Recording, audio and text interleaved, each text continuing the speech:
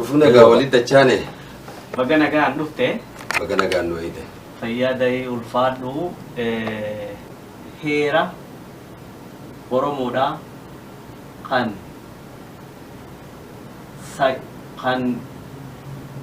fannoo sagalii kan fannoo sagalii fannisaan 99 isa san bifa nuuf itti galutti takka ittiin sirraa itti hubachuu dandeenyutti yoo nu keeyse hedduutti gammannaa achumarraan wayii galta.